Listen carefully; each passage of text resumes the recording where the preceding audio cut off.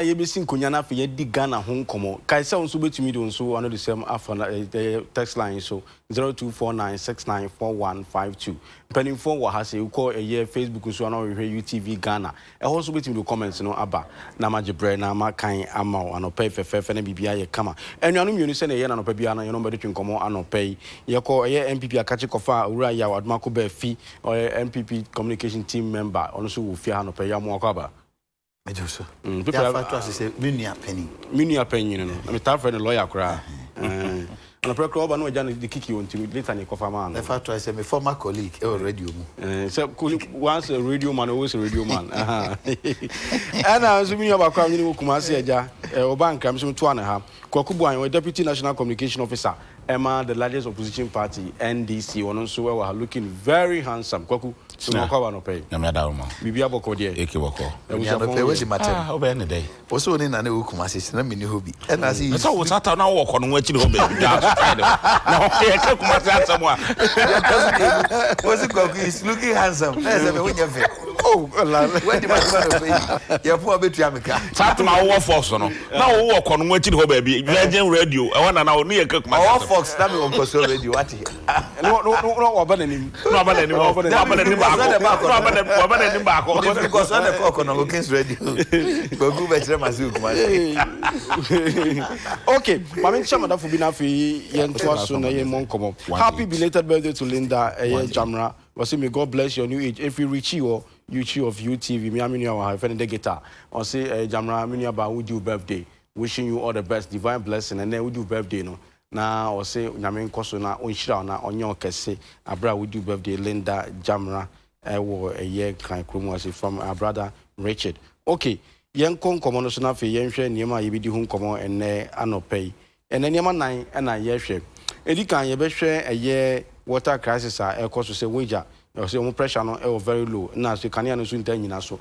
Nti Ghana Water Company omo eno omo bi ka no pay ye be chichim na fe ya pe kwan ye be fa so a be timi apem ko masibre na fe ye Ghana Water Company kro ya spillage excesses ye wager dam no ye bibie no na nka bagede na wo Burkina Faso ni bia na ya de ha adwen pa na we nsu de ya ye krum de no nso ho asem tisen Ghana Water Company sa afi bia na ba na se o abusafo e bibie pipe no nti no munye nyina yi na se nkofo be koso asi dan ewo kwan mu nsu akongofo fia na eno so ye bidi hu nkoma no pay na fe ye former president John Ajekungufo say justify passage of RTI law with responsible journalism ono kwa de no chim senka bayan ka journalist samiam ti ya me kasa radio ni TV so ye ma me license so na me fanya adwuma se me adwuma no so ani na me license na ye adwuma en so ani dia na se bontrowe eno so o gene san ye bedwe hu ano pay na fe de twato no government investigates Crobos PDS ampas abrantie ba ko di mfie ye duonumi ensa o free mu ya no ano so ye bedi nko tabusafo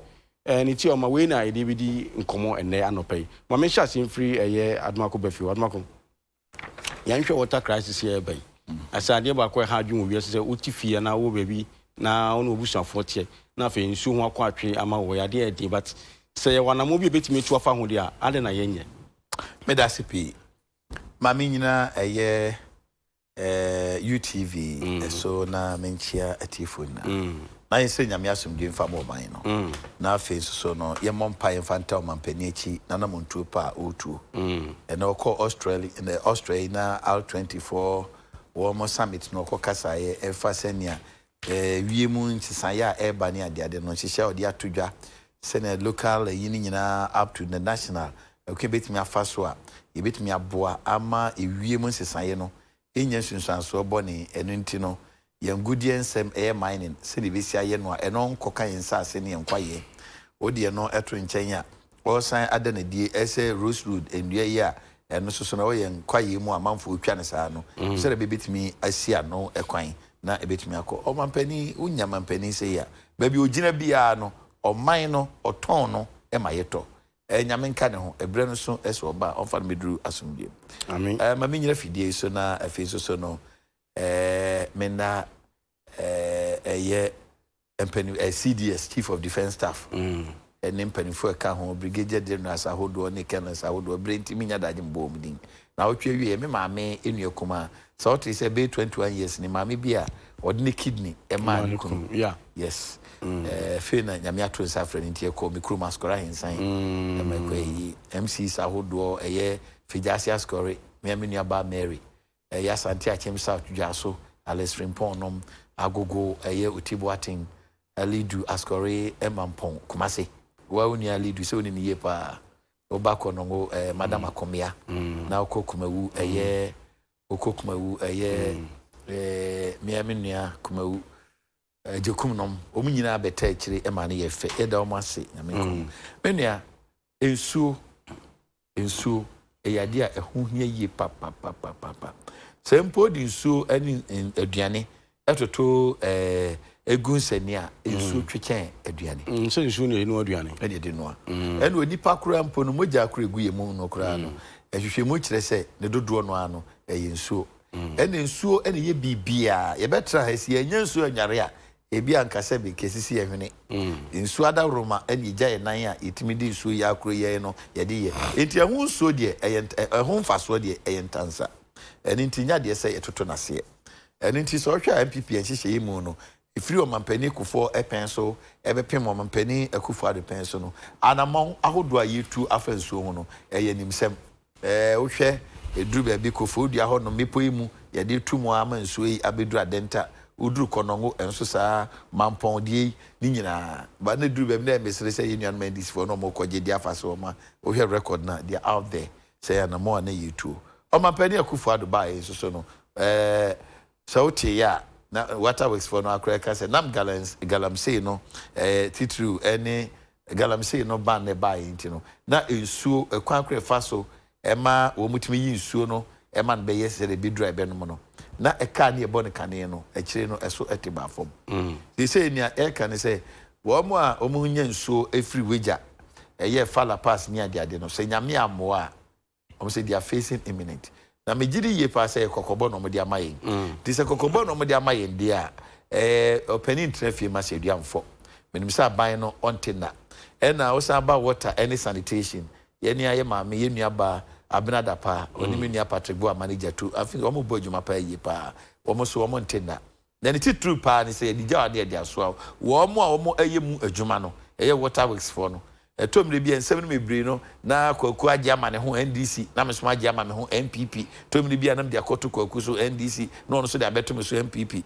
na wo mo ye civil servants no wo mo call mandate responsibility no na bia wo mo omatoto nase entu we no de mesere ni say eyenkabo mu enye MPP asem enye NDC asem eyensuo nwa asem a ehia ma adasama bia menua hwehwemu kra chese utumi transe say na fu abesi du ko na yina se wa no nsuo a how will be no enye adeketua so what ase enti ye nyina no ye nka mom na ye hwe na asaba ko mo kan ye enso efa say ho no electricity no na ebo na nin kakra eno so ka ho bi ananya sa no mo kan no yesre so nsuo no ye pompe the electricity na pompe nsuo no eno so nhye na nyina so papa bia enti say PD ho ahwan say PD ho ahwan PDS PDS yo yesre yese krokoto yenkase krokosen enti so ma babeto ye ne a ye giwo makwaba amapani omampani dada ofiri so ewura mama mo penso na omo no mun eto kese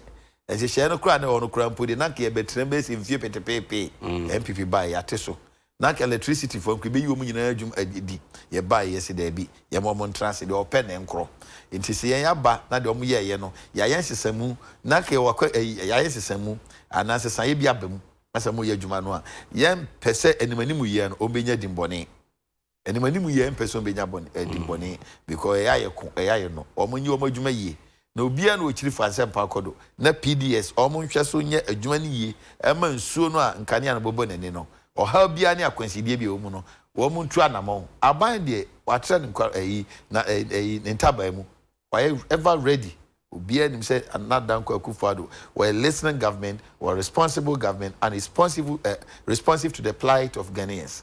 Intinya de say obi twa nani e de ahwe nachi.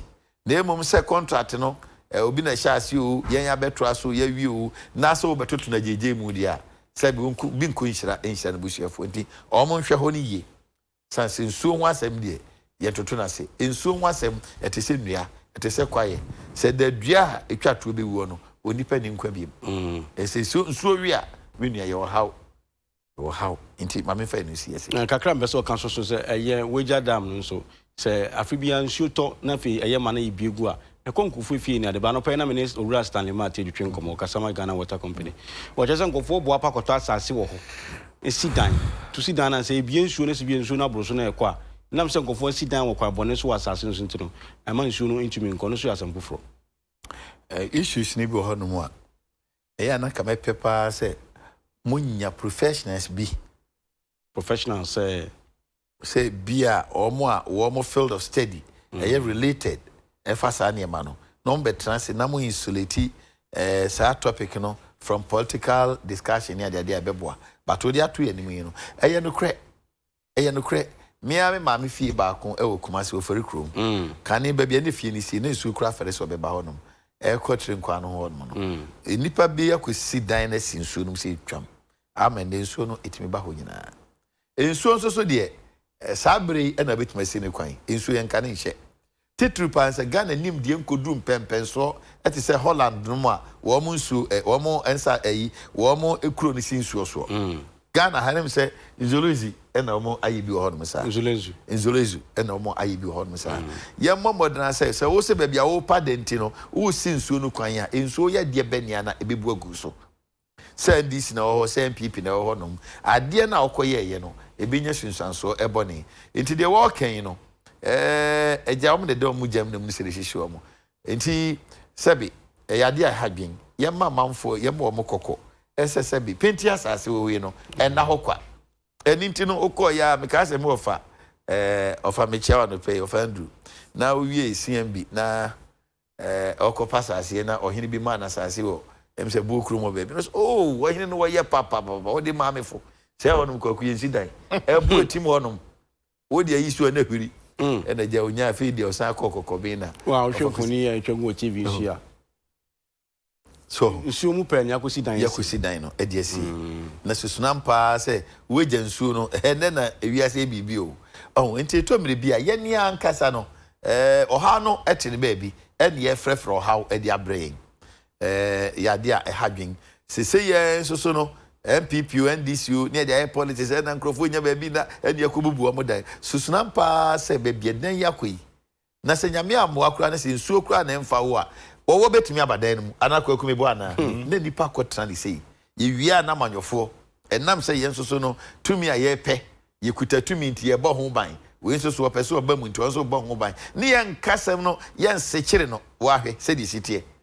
Ewiase so sabies esitie no ekro ho emi nuase wo anyimu dua no a amia ni ya ebede na ade asa wata so saa na akoye ne akeka ne ya momo take advantage obi anhwe senia esitie na susuna pa se hwedan fefe ye wachire ho no mu no enti se oba nsan wo na be si se afie no a ana okwa krupon na kosi se afie no a se anso so bi a okọ mfanse ye mfa ne se bi a wini bakura na kosi ya enya somdwe ana sinchira obi a se weja into abetna weja hwe foundation na wato hwe sike wo mu enti ya de hadwen enti ya keka ni nyina no ye aban asade se obehwe se nipa ebenya baabi a ho ye na watra somdwe mu no ye ne nipa no anso penifo na kan se obi babo amoyi no nti se wa ye egu enti ye hwe ni yie because baabi ye tie de ho ne fa adwen ho ne da ho ne dachi ho ne ma ye yiri ye kurunom abusuafo ba besra ye nyina no etra na koba ni sei dia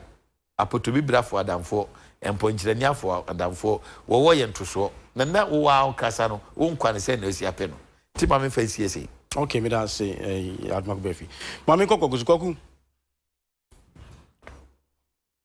mechiao mecha minu admak befi ne enuan mo nyina na minu abaako kechi osotu awo awutu senya West Communication Officer ene na woda ti mechia no baby obi anyame enka ne ho na ugase woni ne ma no payo nyame enka ne ho na bibia wo ye bia no enwe epe mechia no keshos otu nyame enka ho na minu adumako ba fi eka bibi na me pese me correct ho kakra okay say PDS no NDC na starte na almost buy no mobile to aso and they abedru baby ya ba bedru the me person me catch them say PDS no on say NDC person no say NDC person but emra started say no and the nuanom electricity company omuka say omo ni nye ho na banya ote asamase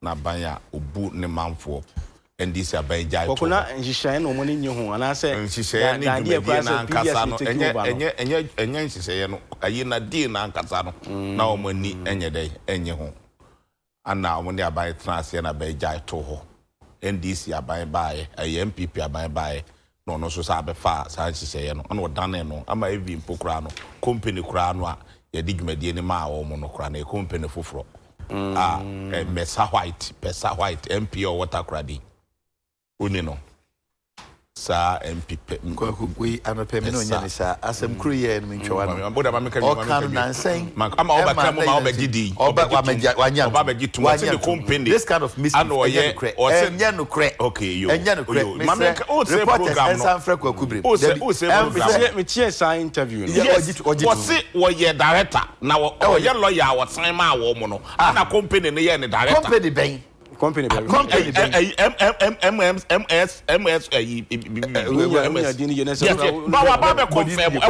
is the second time I can say I know facts right yes that be on can me fact no kra asema wo kra company ndi kra it doesn't really matter it doesn't really matter the fact of the matter is say company near Pesadia Mesa White or the MP or na botakra MP e ne dia obagitu mu ha what say already we department Admaku say program no what say aya no mo friend me can what say company no be approach no say wo mra me sign company ben sa company na ye ne dia me by the close of the day me dey be to da enye kwesa wa Debbie Takra the MP. No, Takra the Mesa. Honorable Mesa. Or Takra the 2 MPs now. Or second. But enye kwesa white. Mesa. Honorable Mesa. Ama heya na ya ofre ya. Ana obeka say sa company no mo ye distribution no. Obi company no mo be fa no say one sign enye dey e ma wo mo wie no mo ye ne director on sign as a lawyer on ready emu ma wo mo na one sign on say oh ye one draft e ma wo mo to draft wie ye no and wo mo ye no director as a director of that company ba company no ye ne dia so ma fa na djuma say director on the director na company ni din so wunim Missy we have company no tell you about discussing this but many mouth is here bomodi an yekosu na wo hwe yes it doesn't really matter but the fact of the matter is say company ni ye ne dia o mo company ben ne dia company no me distribution but PDS company na o me distribution PDS for company establishes the company XYZ me we am the din betu dwa but me say PDS for no a contract sa company no o mo na ye distribution ma wo company the same me bodi a kire by the fruit of the program to aso when you mention na minimum tano ne ba discuss na mbem anka be enkenim ba wo na wo dey ba because of your mistake NDC abai and start na me who say program it is our company na here and then the PDS here o kasa na nyame koku kasa mesa nya no kre mesa aheya no of na who say program this is friend no that be koku yeah hwe ni me say between my friend na what my client for abakan wa ha that be say we from to koku jai that's what say program na ha ni kumasi wo endo nsamre bi already but they all can get the credit yeah please you be clarify you be friend you be clarify koku to aso sere na nipa hwe penifo enti ono ana MPP abai baaye omo sa akoye deal ne foforo ana the company ewini ye ana the man no ye MPP ni enti MP and the what to say director and the company ne man no adwuma no ye dia man no a won na ye ntisi a aya no admit ye ba what company ne nya ne dia na we din share so say director admit no aya admit no aya me no na netia he never admitted it My friend, I don't know my young program. I would say, I listened to the conversation. What can I say? Also, a team no as a lawyer. And I'm called day for our contract. No, just only I was there. I listened to the program. I was say, company na kata omo yeta dis omo ya adwuma company na PDS omo ya adwuma PDS o say ono omo be fa no draft company no document near day e ma wo omo be fa na say lawyer as lawyer omo we no omo ya the director of omo ya general manager no kan director what's the director ko kunti to aso general manager me say director out general manager ko gusa na etie no etie to aso general manager we say director omo ya general manager na general manager of a company da we director we general manager of a company odia na anya odia general manager company of a company enya odia okay enya odia say general manager we deal what as general manager of a company when ka general manager the company enya odia we general manager we general manager general manager when we say general manager baby o ma company no from general managers I don't know general manager and this who can difference in Peduma and answer who ko bede na say we deal what so say MPP MP general manager of this company one name the company no your gentleman because we MPP ni yes and na buy na ban the man we assumption your assumption and your de anya wo de minimum say anya wo de but sada de ne tie so dem pa kire no sada de ne tie enti and then baby and care draw was yen I am father and tonche no and care beton che ba what akofa de ne ba saying this na kofa ya jai to ho ana wo by no de man ni nua MPP MP ana no ye general manager na aso yo me dem so director ba also a general manager of the company sa no kan ya on so tell me dem me so director me na me nimu anu na ati job ana wo interview no wo tie bia no wan ntinu akwaku etie bi ye and one thing me me tie a no frɛ ye no wo tie no ba bi no tita no kan ya e wa wo twa wo tie me tie ya frɛ na me tie atam na wo ba bi tie radio na atika mu wo so wo tesene ba kwa kusa no na tie o o de ye fan tonche ya manika sa enti sa na tie enti se waban ya ba na de ama MPP ni na wo manage na se MPP ni into manage a ma yenka na ye Ghana fo nyina ehun emfa NDC mem why NDC mfa mem na de me dene se o omo kasa no de enti a ensuo ni into mi ma no ye se enkane asem no etoda na edundum eno nti na entumi me ensuo ni nyedai entumi emaye unu se wono mo iso electricity no mo pompe e de pompe ensuo no AK47 unu sa o mo iso electricity no mo de ko ebi ensuo no ina ye wo memu ha ana mo amo be ka kire ye se sisi ni dum so ye be ka kire mo se ye wo dum so ebi se sei baby a wote ya no bi wo edum no 2 days 1 day 2 days 1 day ye ka kire mo so 2 weeks time enkane ya ne be ye edu 2 weeks time na ye abo bi di mo sa be ka kire say 1 week time ye renovation bi as dey the maintenance bi wo Ghana gas nti wi e beba na sesei ye da so timu ensuo mpo a ye nomo no enei enkane a entumi nyina so nti no ye nua nomo a omo pensuo di ayade no omo nya bi miwa ye fra kunwa so na ensuo de na hu ni asem Ghana ha and this make sure say we nipa 100 bia nipa 89 benye nsuo ano ensu papa no 89% coverage and in this time yeah move to 89% coverage water go and check you say yes saying so what no mabeja say no na say nsuo de enya ho nko a o okọ ye nua no me wo Medina na adenta no nyina ho nyina nsuo no mo rache e bande e chena emba eye Ghana ha ba bi bebre ana mo ba beji nsuo no ma say no because na nke ni mu say baby a omanya duro die ensuo ya de a eho hia ema wo man no na se waba na waba beji nsuo na nsuo yi sisi esasai na nsen metese munua ano ebo chairman mi nua marking afenyo marking wasi nsuo no galamsey na sa edidi nsuo no mu a galamsey no edidi nsuo no mu a amatese sika omodi triti nsuo no sika na sa akosoro obeka no piece from what here last week and last 2 weeks sorting wasi nsuo a o sika omodi triti nsuo no sisi no so chemicals omodi triti nsuo no so mo todo do nsuo na ni na efin mo enso ye wa ha and they see 2 galamsey said the bear you train any be and yes I can that's in day ya system people for boys and then satana ma wo ni 2 galamsey why na system people for boys say wo 2 galamsey ni nyan people for one Ghana ni be pa de benya kokodru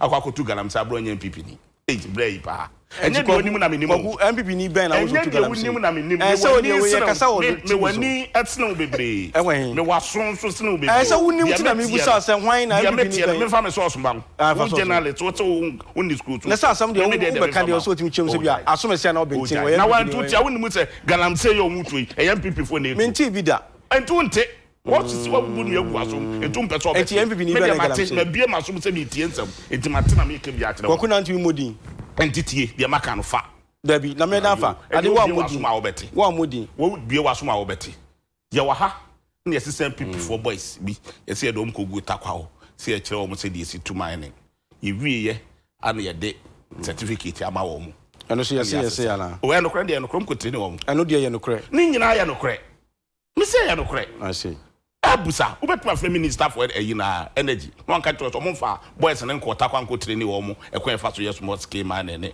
mine mo ko training wo about 2000 people omu wie no mo jaland na ma wo mo ana obi enka ho hwe ana enzuo ni sei na nsia woni na wa wo ko training mo University of Mines na wa wonua se John wo fa ma be kasa forest ni nyina o mabu mu nua nyina e de ye galamsey I see wa ma meka minister for local government Ajia Alima wa ma beka te DC fo ni bebre e se galamsey no mutu na se wante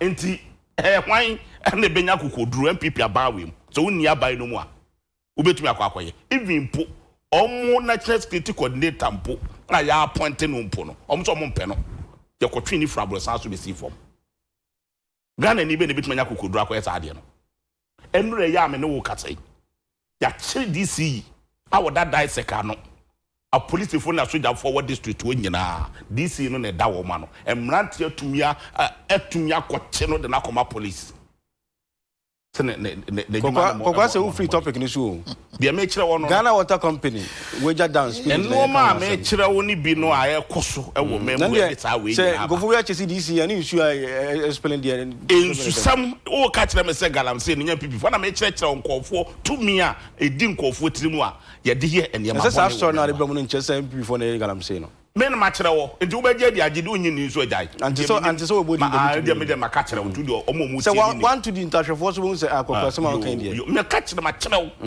say MPP for boys nyamo mo certificate ma kire wo be bi ekotre ni wo mo boys ben say be for modi akwesi na akodwo na ya Charles you're being mischievous and you're not being mischievous. What a point is say wo ka samba tun si subia me mo akwesi ene ye yaw yaw ben yaw fo na we yaw ma ko ba fia na yaw fo na we people so me mo akwesi na yaw enti ma bo yaw ana ma bo akwesi enti e omo a why atiefo nche no so me say entoko aburu akusu no pe so na me fa me yaw a ene me o se me modin se akwesi na yaw enti yaw to be cast body ntina ma me din bi o se akwesi na yaw enti yaw fo bi a woni mo bi ya ko enti wodi wonu sie no enti edi se me yaw garanti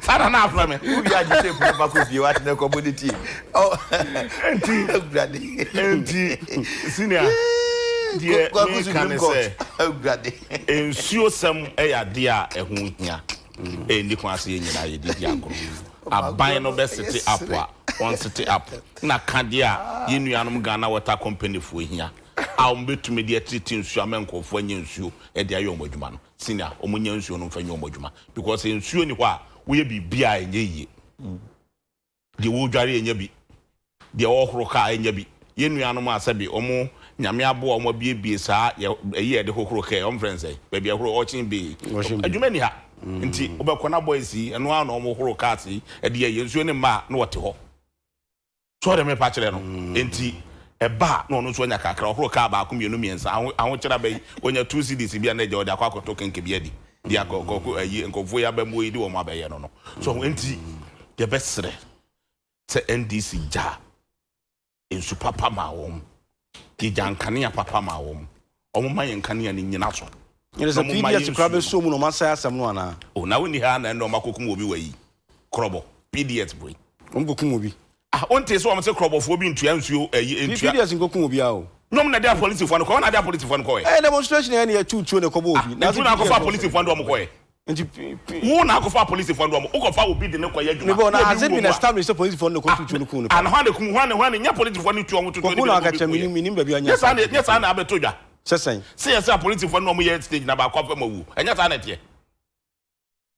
Entinketu obi ankowa a minister no kwa kwa. According to police fund kwa so man tutu. O man tutu yo je dey wo wuye. Kwan na say wo si PDS fund ko tutu. Me si wo mo na dia police fund ko de ntokwa ne ba ye nti wo de obi ko ba bi na ntokwa ba. No na wo ya atfo.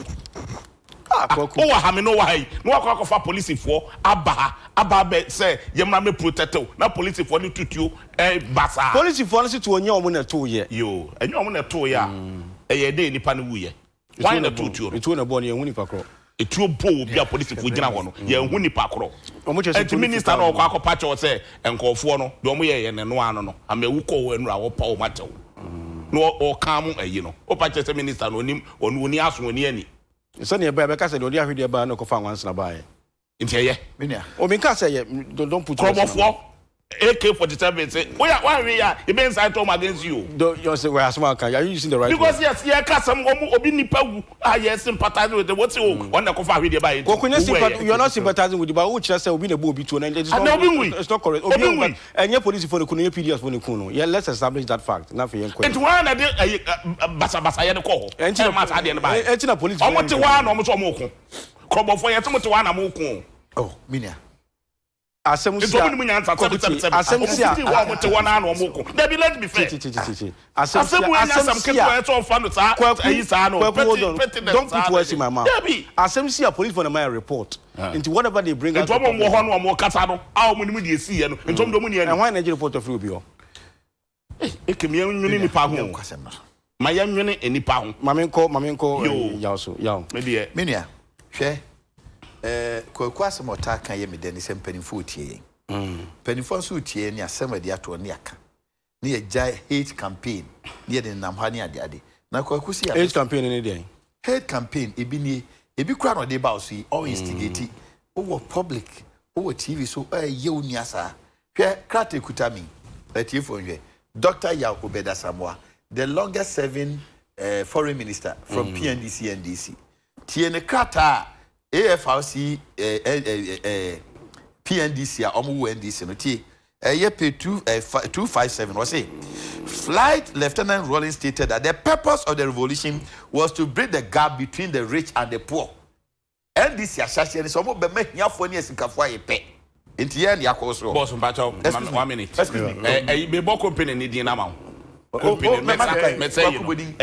TJ Energy Solution Ghana. Okay. TJ Energy Solution Ghana. Do so. Oh, the man from take it from the Drew. At the end of the program, and I say, see, Amenya, and Amediama, what you come out for.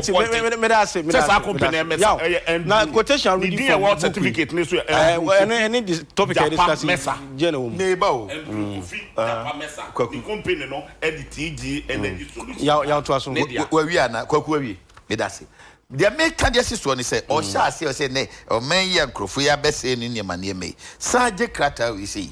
Now, if you end this manifesto, year 2008, page 46, or say, employment opportunities for all those who are willing and able to work. So, we'll be a person here, man who did the women be I. In the Bayan, ya say, no, ya no, we're a few munchi. Tia Mushin, you dare trust me, you know.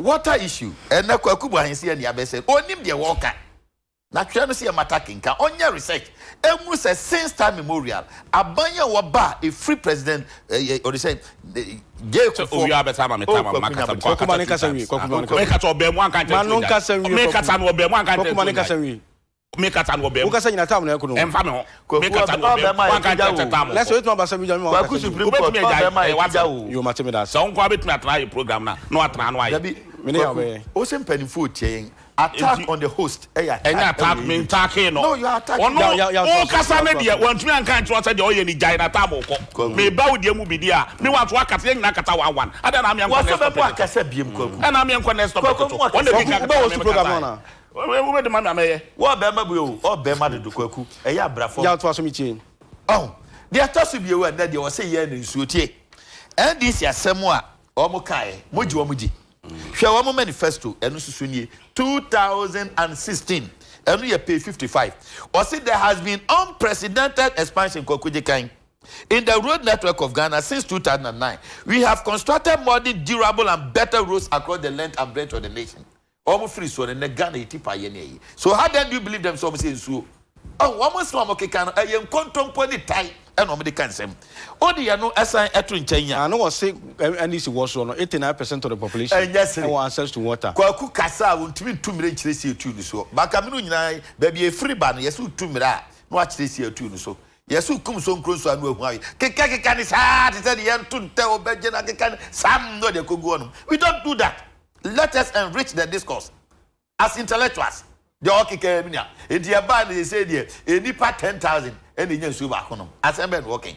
Machel say, yen source MPP at the room under President Kufo, Adenton Sonia Dadinya, Mumbo Munamobaeno, more about the responsibility. No, Bakon Saka Mubiuminia, or say MPP for the heading, and a galam say. Eya na emisiri onu otu eye no busase kumase kwaku galamse eya den na me ofa Dr. Sapon, such a responsible person Jamini no kun ya ye Dr. Sapon enye papa ne ba so one former Ashanti regional minister. Yes, what didn't I see from so one premier galamse kwaku wunim you are a beneficiary what japade anyina free galamse and then we sitting here Ibrahim oh yes mini ya ne kwaku what they are not kwaku company design kwaku galamse kwaku mebua uko roman eni kwaku galamse well see ni trash adwene space obeka boga kupari galamse ya to aso ni nko second topic o dia no to njanya o se ya galamse bua enyina hi boxside president o tiswa de mani nu Ibrahim sanyase ya ba ye ne se ya nya ne sa ya famwa ga na nyina na. You live in a glass house and you are throwing stones. Kwaku galamse. What bopet panya de ketu anu otu anu musana. Yeah, fa we to aso. Meba mi wie minia. Meba. O dia no to nkyenya. NMPP for attack DC. So tie krampo dia. Wo mo kra dia me supporto. But momo dia no na ye nyi obi otimi condemn. Ya condemn. But wo mo anku no. Enchem ho no ankwanta south. Mukum DC. Enanu ye hawks. Mo amukum mo ho. DC you saying yendi. Mo pamo ne kobusa policeman was with a political. Na mamu de yaka wudi ni sande maka kabensem na President Mama repeatedly on two times was when it comes to revolution we understand the culture of violence or kabako trade fair and anansi osaka ebiu no. That's say most was tanko kase any okana wa in the heat of the moment. Wo Ghana fu nti ha ne de oso won twensan asofo no kase so ha ya ntutu na no won kase won twensan oh there be omo kase oso asofo no babontis on twensan oso won twensan chese broche de omo ye kokko okogina CNN no apagya ne nsa no atwa picture boga kupedi aha de omuyan enti o de obetwe okana wa but the okana wa no ensem a what can be anso no he was the talk it mean ya asem ya abai ya ye kan wa asemi na nkane ane ade what you say yan trust na me no yan engage wo energy sector na yan hwe achievement MPP ni NDC 27 years of PNDC NDC na yan ye de 3 years in koka president go for 10 years for buzi ade be kan na 12 years ni yan fanto 27 years na obo nka wo ntwe ani me insanity say an achievement no pimbo amamo de no e de dase ha. We are not going to allow that. And then I may ban can't tell me which no, and to say can I am no. Me 2 million much this year, me 2 so. But for how long? And young quarter say, share, mammy go to back into the fee, when called the outcomes America hono. San and this for air power. One more can send be added to your so party and ye pa. Many into the army, I'm a Sami Kugume, Kwaku Jena King Kamam, now they brought for the Oti. Otias, Kwaku 2008 manifesto any Kwaku Jekin Kamam. Many are not taking come now space in the room, or they two baby on packing kind, or the on kind of one of the inquiry. What did he? What's it? The long page 95, Minia, Nash, said be a thief for non customer bomb stream, page 95. Any, baby, a mama cano. Namin King can Hanafe. The long period of darkness under the MPP government. What period that? Yes. To be sure, Masavia go with him. Say a month for bonus and yam a boom trim Nameka. Or say the long period of darkness under the MPP will become history under the NDC government with the new dynamism of the energy sector. The sector should regain the confidence of the public. The NDC will give pride of place to available Ghanaian expertise and utilize the skills of Ghanaians in relevant disciplines to accelerate energy sector development and lead the nation to turn the energy challenge into opportunities to create wealth for the nation. Manifesto for a Better Ghana 2008. Omokika we blame yes na energy no ya be say no. Then 2012 page 52 NDC manifesto any page 52 of NDC's manifesto. Oh, ewa ha eno so je na men ko tu ba ko nche na fi. Wo kan bo fa na wa kire mu twi kasa ne ate ase. Ai, de omo kan say yen ye ba mfie nwotwe de be say kanea. Admittedly, ye ba 2007 no ye nya challenge kakra. Eno ne tutu niam de gu mu even 2009 manifesto budget. Dr. Kwabrado for admit say not the then government put niam you are the beneficiaries. But see I can wan asem a 83 87 otiase 83 87 96 97 99 dum son wo MPP ne be pay solution to it. Kika we say wie ye no tie obi oso mo ba yamatu atwakra no pay 52 of their manifesto 4 years after tie the omosan beka no 2012 manifesto kwaku onkenka mami omwa me nua no tie address systematically the bottlenecks in production and transmission of power and bring to an end the problem of infrequent power supply by the end of 2013. You told us in 2008 say MPP they are say bibia just as we are sitting here. It mo ba ya mo de mo on second you say Professor Ali anawkai magician Professor. It mo da mo ba ya Professor mo be say na fe mo san che mo biem 2000 and one. Enti kwaku misrawo. For you being a journalist, I'm saying only the right person on some of the chance also. Also justify passage of right to information law with responsible journalism. President Kufuor. President Kufuor kasa. Na ye me desenra. DJ nyam fie aduason. Na o mo fra manfa ma be kasa no. Say fra President Kufuor. Mo was sitting president me no ye de ba ye nkum sitting president. But the fact say former President Kufuor just when Papa saying former president. Oh, me na me come the also make Canada. Because he say me unse kwaku no the poster no on reconciliation. Ntie nyina ye say me obi agunu say this here. Me say I am proud to be a member of Danko Abuzia Dombo. I am proud to associate myself with President Kufuor. Papa too so I am sorry. Yen tradition you see development in freedom. So mind bet man yampuntu, ankran bet man yampuntu a this say which me man nya fa hudie. And over the years, and not Dr. Danko resisted the presence ruler. I'm a proud member. President Kufuor repeal of the criminal libel, colonial times, and the two. PNDC and this nebe shame. So we share the history of a Ghana as Yaminia, Ubesu. And that Danko Kufuor as Attorney General. And you some ready free. Can you be in smoke? Can you in Casu drink a pam. Kamason Kebianka one more time. Kamason the crowd come be and you give the free honor. What you say? You and Yamna so on move. It's so interesting, say information bill. NDC, Kenya. Made the manifesto in any Koku, our family nana. Shall the Omoka edify home? Where 2008, 2012, 2016. May a comparative study. The 2008-24, the new NDC government shall enact into law the Freedom of Information Bill to facilitate access to official information. Shall enact, that is the operative word. Then, 2012, page 65, the Freedom of Information Bill has been laid before Parliament, page 65. The same manifesto, page 69, the Freedom of Information Bill was finally laid. Initially, he says it's going to be enacted. I've heard you say it's laid. Minya na dia sere ne say omo green book na enkonoma obi awo ne ba na makofa ne birthday abeshem say achievement no omo green book no say enkonoma birthday achievement e won pay 2 eni ena no ye general say sa da na so na ye dinede ya fofida no na ye achievement ana say ubisa kwaku a okwadufo bia ye na de say na wo si hunu green book no nie tie ena no ye discuss general jemachi nye say afem kenka ye ni kwaku ni pay 2 obi ato ne pa wo ne back in school. Now we are quadrillion say any Nkrumah birthday. Declaration of September 21st as Founders Nkrumah's Day. Kwaku. Say one independence man. Oh, minia. Na ban was so no. Oh, minia. Assembly you don't so democracy. Achievement green book. Obi ato ne pa wo ne ba na Kwaku makofa wo ne birthday. Na some come on ordinary person. Me ba no, on ordinary. Me respect no pa. Nti say and say so yeah, tie and it's why bibi.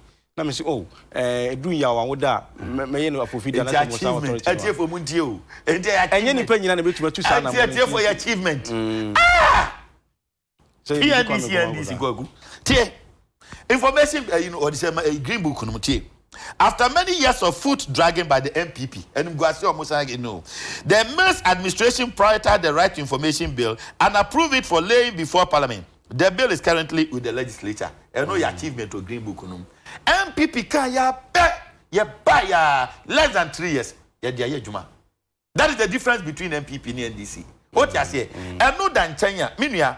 So we share anamontua ye true efa na ramu kokan na say freedom ni ho ne ade gift yanti eye adwuma e wo government ayi GBC hwakwa mo fa so de pam no omo ye ndem gift yanti hwa ni ye yam de share no to di GBC hwa abrante yi a we don't finish di no ojo FM atokwa me na president ko for time eni enya abante yi you are able to endure him mo ba ya ye betumi akeka no amukura kunkum wo amukura journalist na de kura de mebrebi under you are but at least anya fi crime people buy you know 2008 the first time under or the saying free yetimi the whole Africa year number 1 sanya na say Ahmed die ya ekoye hawa ye nyina yesu nwu ya na ke da first moment me nya sa achievement no president ko first time work no menua yade a eto asomu ne e bona baso what you say president ko first time no kan ye no. So we need Professor P.A.V. Ansa, Papa. The late Professor P.V. Oh, nyami emfanisi yi pa.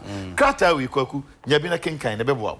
Oh, ono twere na kebi asante twere na the words of Quatrot, Professor Yankan so twere.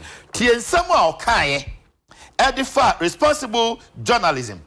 What you say? No okay. I can say Ubershare journalist, your Juma ye. Meba now all the actual some former president can say you're a responsible journalist and I meba and na make kind have me go to the man we are. Oh. Eya na eboa say bit me akotu nya keka. Near president Kofok the state or the press and then responsible journalism. Tienya okaye page 177. It is that brand of journalism that provides general information, separate facts from comment, and provides a forum for the sharing of ideas. It is the kind of journalism that studiously separates facts from comment, impartially, fairly, accurately, and in a balanced way present the facts as objectively as is humanly possible, and if there are two sides to a case, present both in a balanced way. Subsequently, I'll say responsible journalism is also one that strictly adheres to the professional code of ethics. It is also one that respects the right of others and accepts to publish rejoinders from people who feel genuinely aggrieved by the articles written about them. And okay, so responsible journalism, they say, Sabi, yes, shefa, yimwa. Intinya dia say utinchina kwa kubwa he madam for me kamano. Enya no say K47 madam for na adoma ko befi. O dia say the city en krante nu fanu utwa ha. Enya sa no ka. En wo sa ka bio say dwuma bia no so no e wo dia ye disiso wo mra ene na ka de. Enti wo yam fomso a teacher ni yam fomso. Ansantwa fomso ben fomso. Amanyofo ye yam fomso. Anything en kokase tintinanti. What try some de tia NDC. What try some de tia MPP. Na chinchina na de nya no kura o si chinchina eya de betima ko yedima na ba me de me nia se wo hwa de me sa maka ya license enra me ti se na obi make argument bi ba me nia de tie ne se wani nkumu a na ase nkran den ni ha so ani kumadura na dwa circle ani mo no am for chaos eya mo mfa nkase go benya ba biada. The point I'm trying to stress ni say na one am na be massa license no me musa se pharmacy for pharmacist wo association why na ma wo license me busa wo ye musa se nurses why na ma wo license ye musa se lawyers why na de ma wo mo ye musa se doctors why na de ma wo mo etisi onkrofo kru bi o me de ma dia na you say we are beating about the bush and the point is say and the ban is idea corruption na amanyofo na ye ne ama ho kwan me ye nsantwani ni bi na minim wasuma kwada se wo no nkofa report mra no okwa no doctor information because payo ho CDI ye tie ni mu ne e banyum kwaku ni ade no ne enso yage ye se friend say dey payo ekeza okai ni yage ye wia ni apepa ya nim ne de abehye nsantwerefo. In the first of that, it's not every journalist. We have responsible and committed and respected genuine journalists in our system. But the problem is say, and journalism in Ghana is virtually reduced to politics.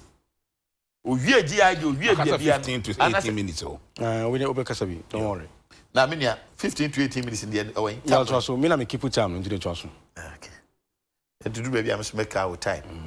Yeah, and to do one see no. Network kind to be Manu see. Manu nya see me ba. Manu chiro. What you say? And then say okay. Ya really so everything into politics. Now so don't kebet me nya journalist. And now reporters are on bet my report on health, on finance, on education, on agric, on security. Say I just am taking responsibilities now. And no crab bet me a boama politicians be biano, yeah, the politics no. Can you bet me a free but a nano, yeah, Kwakuba, Unia, Dumakuba Fijinaso, Tie, Nakwaku swat yes him. Admaku Tia Nakwakuba Hinka, no swat yes him. And yet, 2 say, journalist not Danny Yang, Koriko, ya Chiko Kunia Keme, near Chiwi, near Chiwi. It's a banner money control, Monso. So, yes, Kwakuba can't send me a fan who will say ye are now swat yes, Jim, now Swako can be. Dear Tosumienu, Empo News. What constitutes news? And the news I hear many are the sensational condoso. Or more than sports commentators. Saboba Kaya, or Mampanida that. No, news is news. Tie Al Jazeera, tie BBC, any other. Baby, idea could draw any in catch be yafa news only at the adeno. Are we progressing or retrogressing? But we shouldn't lose sight of the fact that journalism is a responsible profession. Journalism a professional, a noble. Journalism a professional me so many ho no a judges ni ho wo many ho a na hye badwafo ni ho wo many ho a ye amanyofo ye ni ho no nanso ba bia e kro no e be kwa koduru ba bie no say journalism sini trust say o man no why na be ka bia ma de woni bie say journalism sini trust say o man no eniema enye no say na be si akọ nanso wo ye ni nyina no responsible journalism say na president Kofo kan no is the key yes we no so a ye di mfantwa so say Kwakubu ahemfo so anti no wo se Kwaku afu ewo mu yi no wo de wo wahyem eso na nya no kure Kwaku be ka cho say nya no kure say ko wasam aka Canada ma men kan Kofo message so mo de ba na fe men kokoku so Kojona Card was please I'm Alex Joe entry from Ajumako Assassin. Please Ghanaians should understand that it's about time we get rid of this MPP and NDC because they are not going to take us anywhere. All what they do is chop, chop, chop, chop. God bless UTV and God bless Mother Ghana. From Akweteman, please tell Kwakubu that you should just pipe down a little because he's not fighting. Tell him to take his time because we are watching him and we want him to tell us what we want to hear to make us feel good because we love the party NDC. Kojo Nana Lester say, "AK, good morning. Please tell the MPP man you forgot to add the air we breathe to the achievements." Kojo, what's it? From one who MPP for some achievements. Now, if you want to count. What is very sad if a political party in Ghana should have executives like Jododo. The NDC is not serious for power, but in 2020 we will make sure we vote for the right party, and that is the NPP. Okay, Koku. Okay. Say Satawana make us an American PDS or more Omodom company ni bia Omodiama or more ye ejuma ema make us say Nidino or ye MP or the Andrew Kofi Ejapa Mesa the company Nidino Eddie TJ Energy Solution or no TJ Energy Solution TJ okay TJ Energy Solution or no and the director Emasa company no the office cra a war tema heritage tower no so a ho and the address to that company no enunti MPP MP ana omaba ana omode sa adwumadie no ahye ne nsa ana omoye ni biale biala so reporters no munya kwa fe oh say program no enyo na we program no me research bu an jure man no na we say kokutu aso enti ana omo yes adwuma omo ye no toto ye ne tantantan ai ni yenu anu krobofo yakọ akọbo omo prepare bia ebi awui ebi gu fom se disconnect omo nkania ndura minister ne ko ho ono ankasa apa omo achew aka kire omo se wota omo chi if said ye ko no enya de papa eni nei ye nkania ye wo mu esi ni trase ama yensuo enyina eto ape a nkofo bebre enye nsuo enyusu miwa yefra kunyaso na nkofo nye nsu papa no midinka kan semia menua ma ayi afanyo makin ebe ka se nsuo nani asai galamse ni se nsuo no amesika omude treat nsuo no tete edobo miwa ya shega na fobo MPP aban se omo ba nsuo a eni asai ni nyina no omo be yeden omo be yi afiri ho se galamse na ese no ama ye di Ghana sika se ye di tu galamse ase ama enipa famu atwere wo monkwa enam galamse a yesi tu asienti yenu no mo wo Eastern region side ho enam galamse yisu ye bo nipa be nwotwe enipa numa na nsia ekum wo mokwa egu kwa ho enam galamse ya yesi ye di tinsuo ani yama Ghana sika nke di be yi akwan Ghana sika nke di be si hospitals ye di ama a police fo ne asojafo so omo ntena nwuram no omo mutu galamse no ba ye promo operation bibi omo mutu sa eyi no operation Vanguard ni ye di o mine sika anke ye di be school fo mo tinu yase na ko monya baby papa kotena ye be to nkunwa ma wo mo ye di ama sa operation Vanguard fo yi no mo gunguram ani nsuo no still eni say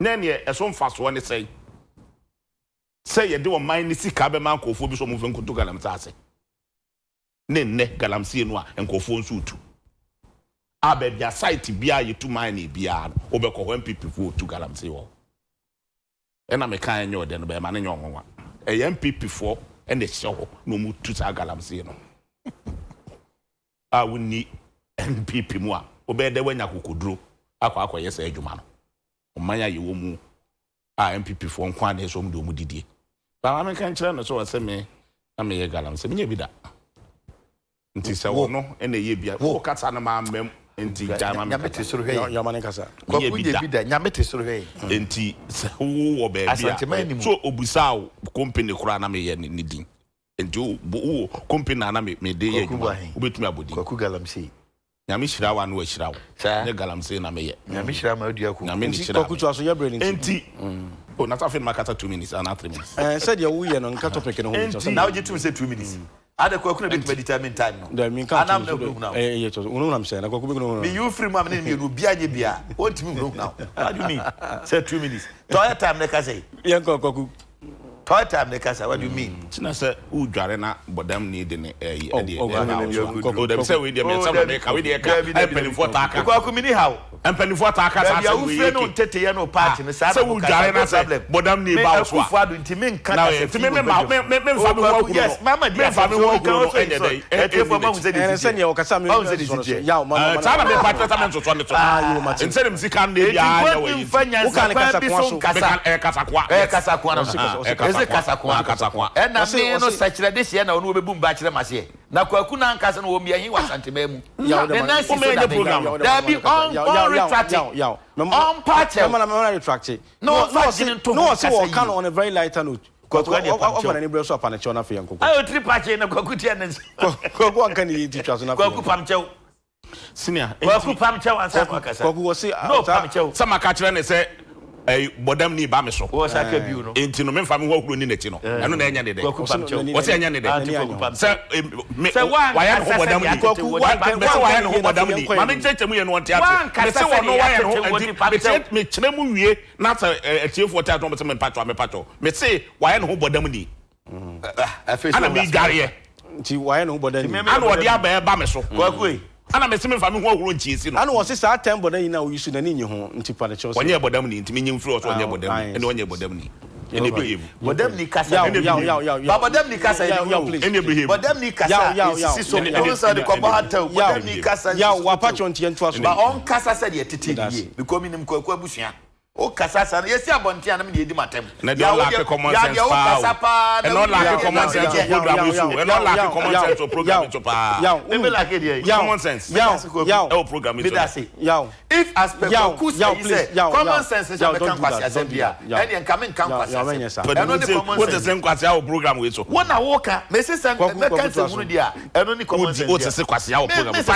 Me say yetete mi ye me party na ebuya wo na ote na wudi atem wo ni asem kan Ghana fo a papa yi Ghana fo tie fo mu tie me pa ma cho ma no why se bet ma se Ghana ni ko pa wo na o se Ghana fo abodam enti senior de na me kan nyina ne se ba bi o man yakwa koduro a aho kire de aho kire aba Ghana fo so health insurance agensem okwa yese kotonuro okwa yenhwew ana ye wo mu efin Ghana for nya ame fin gata mu nyina ayeto ame nsu ebeto Ghana ha bia enipa ngo kura nya nipa num nipa nsia ye e Ghana ha ya wo de za wo ya reporter wonim na nsia nsu mienu eto Ghana enkra ha nyina ba ko bia kum nipa nsia enum ni nsia kumase de na nsia kura enipa mienu de wuye aya yi minister se won hwe no won tete baller emfiri wo memu ha aye tuanika tuntumi ntu ase na e da so tifin mu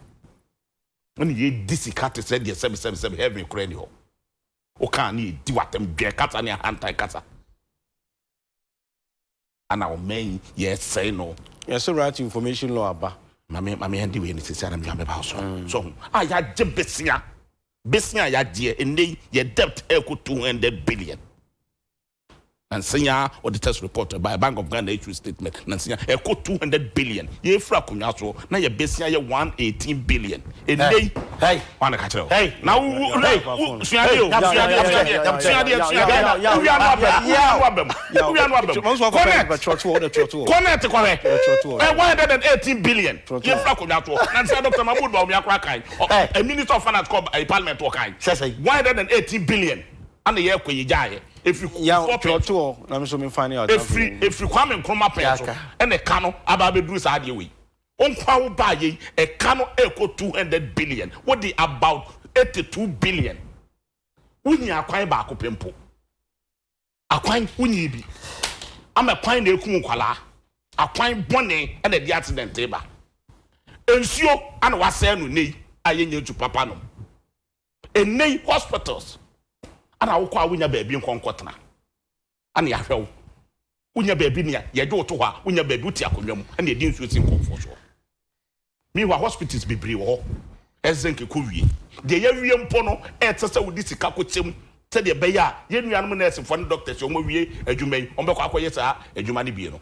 sika no de gu fast staff house na wudi na gu kentemu na mo di ne nyefu ko kana mo di atam school fo nkwala na tinu ya ase no ayenya baabi nsu ade nei ensu to na yapon anka sika bebre ba wagye o ka se wudi si adan anka betumi so onye ana niam hu nyanko na moye no memu ha na sika die corrupting utumi sai ye wohe wo memu ha o boss ni asai no ni atone fofo about 200 tanks ni aton fofo adi yekoka ya aban ne so on fa kan de Japan say what is ka e wa abrante no ana o de ma aban no de ye campaign ne na baso body no nde ya me no ka say charge de aba sa abrante no wadi drum ntia nchini ntu to ndi yenka ho hwe the premise fuel if we hear kwatama kwatakra akom yenu anu bekopo ya load tanks ankwa could do takrade koko yamra topic na afedi so dem pa no entisika die tantan say na wo gibesia bebrebe na ade ahokira brega na fo amenei omom ye business nyina enwuma egu wagu banks makoma e be say wo twe microfinance bebre ana nei omutumi twa nkofo ka di na bone be na ye si e to abama whatever bebo ai into responsible journalism media won kan ho asem enti nyinua me gidi say abawe o wasundie what the Ghana connected to one set up no mu o man ni yie na nya no ti ne to abama no ahokire na ye too much ahokire no aye too much ko topic so na fe enti minua Oh, can responsible journalism. And the correct. You journalists ni bi wo ha. Em say no credit. Omo mpeso omo beka. Ana omo do omo politics na di animu. Obi aye politician de. But once I offer adwuma no so obeye no de. Na wagina mfimfin kakra. But be bree. Wab sorry anopa na waba betra konwa say sa omo je course ni free political parties ni bi ho. Oba betra konwa no mu a de ya ka kire ne so oba won ka say enye no kre ne no nko a no omo beye. O kata ya no aso wa no. O kata ya no aso wa no. No opponent nso kata dia no wasi ni trase. Obesi ni trase ya. Radi Yesu.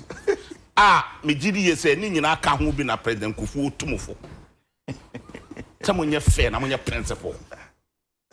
Na ye saade no a ebeboa amoman no ye tu empon o political party ye bone a se kire wo se na ka kire ne se ade a wo ye enye obi nso de ye bone a na aka kire ne se asomasi de wo ye de enye ba sa wo hye wo MPP t-shirt na wo de ne nam efiefie mu na de obi abeka bia na wo de enfa na afisi efe se sa na wadwene ne ye wo de a de ebehu na ani right to information bill ebeba enye adwuma because enipa na ekotena ho enipa na de information ebema ana de no ye be che da ye be yi directors ese ba be yi directors on behwe so just ana tie enti director no ebi kotena ho na ye nuanu journalist for ye ntia asem ya se bi na waye no ho MPP ni no kotena ho a o de letter ne kwa 2 months kwa na emfa ma wa o kwa wa letter na ayira sa afa foforo bra wani beba ho so no na awre kura asa afi so ye nya amanenka information na wo pele mpokura no wonse nka ba ye nyina na ese boa ye ho ye hu so man na so se individual bia ye mfe politics ne ntonchen na ye nsom wo man no na obi ade na nya na aka kire ntade a wo ye enye enti president Kufu atumofo ye nyina ye wo mu bi mo me enye fair na enye circumspect in our dealings ebe boa ama ye nyina ye tumi etumpon akonanim right to information be na beba Senior told me say beba. I law President I law yes next year. And the be adwuma. Na next year na be adwuma no. Ahokeka ben na ye journalist ye dey kwa copy information na ba. Ahokeka ben na dey kwa copy information na ba. Emra wo ho sesi a o. Say we hear information a o tworo kwa ye dey say information a o pe bi ama o. Say sabab na no. Na ye adwuma. Tini ye adwuma watro bi akom ye ma information a wo pe no me copy information bi ada enti we ne we nso aba o e the same mra nipa na ekwa use mra ade nti na enye adwuma da bi o na sa ye nipa ye su ne ye ban a ye wo mu ene ya attitude so onum so obi ato aba wo Ghana ha nye obi ana to aba o asofufu nyina ato aba enhemfufu nyina ato aba journalist fu nyina ato aba undi 18 years ansa na omo no de enfo omo ntonchen ansa na politicians ni nyina so akwa den akwa to aba me du bi anu sam ye ndc ni ana me nu admako ba fi du bi anu so ye MPP di banka wo sei no de nkete ogina mfimfim me ya de na nya no aka kire me admako ba fi ya de nya no aka kire no na nya na me yi Ghana futi omo hwe so na me pa kire enti ya nya ne saa ogwa no professor pushing to the wall se me nu ana some ubutam say no na wo ye nam so Ghana for some dem say some wo kan say o say me ye ne sa na me just say yes na me ye no ana o some dem mintimi nye wo mo a wo mo hwe na me do ma refer o wa so o mo hwe say djuma na me say na wo ye no dia na wo hu ni say me nya no okuni akukudu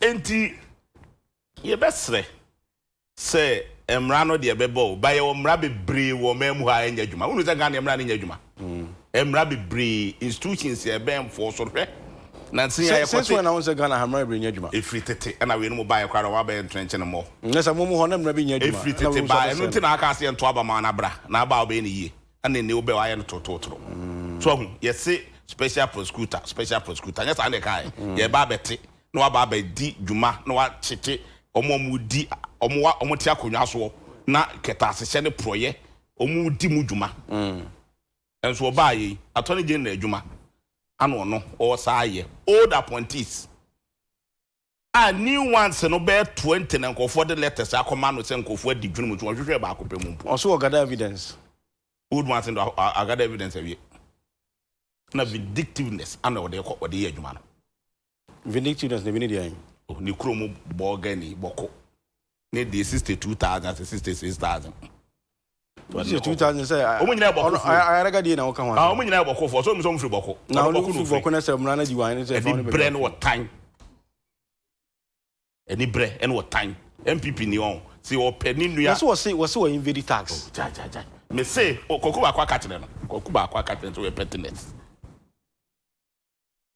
was it childish koku ba kwa katene mo program we ya childish ni sesen mi ntiase omo tiente ni na wo fa de kan wasem to say wo ntiase ayi bofo na metumi aka no na brofo no tiase so betumi akere makotwa ama me dia brofo no tiase ta na metumi aka no de metiase obo wo me kan koku ba mu akotwi no wan kan ha anso ye ka twi entimi kire mu akotwi no mebre nti se wa beboa me no wa kire wa ma na se what tiase enti na ha se wo de kan submission ye fa no to nchen enti wo hwe ni kurom ni a wo nyina afiri boko wo show ni power MPP ni so o pese wo di ni nua enkrani wo ye enkrani ni pese ye di enkrani ani a ni akofa enkrani unim se ayi sa akwa wo vice chairman ye o pamo no no won kra same kra ba me wa enkrani no ma na twro letter ekwa ni yi na di ayi sa enu papa we o former chairman no de say enkrani twro letter ko yes on the petition here nti what has that got to do with this ana me say o pese o di wani a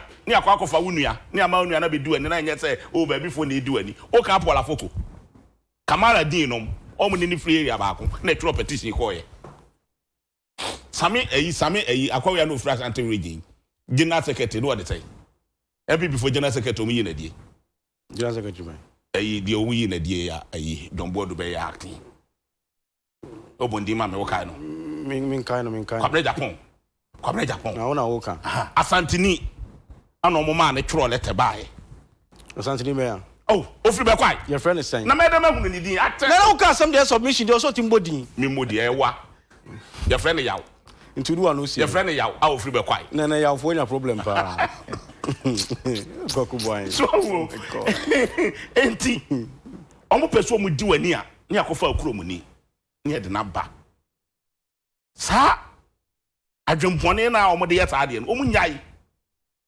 ye wo issues wa hahwe obi obi de 12 billion e renovate 2-bedroom house why no by the time authority chief executive officer the bank our team na de ma kire connect we won didin na me na ma no aso adi agumetri the current one answer ba kuna na time the way you na the otisu sesi ti enyi na didi a the otisu sesi won te say no want somebody you say this obi so call retirement na ntemudi ayo me je so no de ne call retirement so no ye nyanyi nti kwaku di wa no maka message papa no what the 12 billion renovating when fee air condition 2-bedroom air condition makako 12 and what toy matami do so huni oda so te ho hwe cylinder manufacturing authority bia me nua Francis Asiam ne board chairman tro letter ka say ma me ni digrim ebe wi ase ye dissolve board no ma me ne te ho aya nya ne hwe board natural letter aba o so digrim ya nya ne hwe ni dissolve board no say na board ne te keta se de project Oko national lotteries honorable a year honorable no ho no national lotteries what the deco pet sign contract makoma 11 e ma na yini nua ene wo yi nti do anu si no ai ne yeti hoyi ye nkan ho hwe eno ne ma tia mi do adwuma ese so ye eno the media for ma ye din eno na president ko say monye proactive na monye responsible enough na monye support to sa ne ma no ne mpia bontene nkofo hunu se sa ban we de keta sese ne proye de ayese spray ehwam president nkofo se spray na ehwam no egu ne ho a na ayese keta sese ne proye no ufri secretary kura ba wote for the what dem say twom yo kwaku me da say yaw I want to mean to ask but 2020 ni that's all minia ye di kan NDC beba na be som Ghana e wonu krediem nia o kekan nyina ama Ghana fa ne to say yes ye o bie nsemonia bie ubi so no ka say ye bre na kan sha but the point kwaku bebem but the point aye kan say enam say na obi an kokot nti na me kra o ka so bi e corrupt ya na ending ba mo president okoje Ford meboa mo president Jida ne sada me no ka say oja NCA meba Maslok Sedinam Christy Tamaklu woni Daniel Azim omugo enu ye Maslok oko NCA Eugene Bafuboni ye nipa 5 omu court Oba Venture Capital Daniel Dukun woni nipa 6 omugo Oba Senator Ernest Thompson on the par 5 omugo oba cocoa board wa opuni enipa 20 other cases nyamai. And it is an idea the young can be being sent people for an casting pepe. There's a distinction. They are tossing me listen them quadratic school there say. And this if one no kasa ya na mean who's the omoki kako. Many are okay and this manifesto. As someone moka edify school that with number 1 or say increase and expand infrastructure in existing secondary schools to enable them absorb the increasing number of qualified candidates. 2012 page 8 manifesto. Then they go ahead and say establish 10 new work towards the attainment of universal access to secondary education by constructing 200 new community day schools. Musi 37. Emu 34 World Bank for dia. Minia odi no eto nchen asemba akọ sankan ya me say Ghana for emu chire wo mo. Makotua man say pay 46 of 2008 manifesto. Mo say Ghana ni bia benya dwuma ye. Hwe ebobi o mo hye ye kura tan kura Ghana for ya o se kai ka man for mo say the city e. Some crofo we mutumi hye ba man mo. Stop that. Ya wo ye na. Oh nyabutre. Ya wo ye na so ka. Nyabutre. Sa wo mo ye den. Tie kwaku o ma ba mu da. O ma ba mu da. Kwaku ma ba mu da. What do you want to about 27 years? It's when you're listening now. But maybe to say the way I did. Kwakuti 10 years. Second one anyway, dear. 20 and just send this in my Bermuda. At your 10 years, say, and this in your summer Bermuda. Out of 62 years of Ghana's independence, 27 years. And it's quite a cost of amount to my TND. And 2 years day. Yabutan.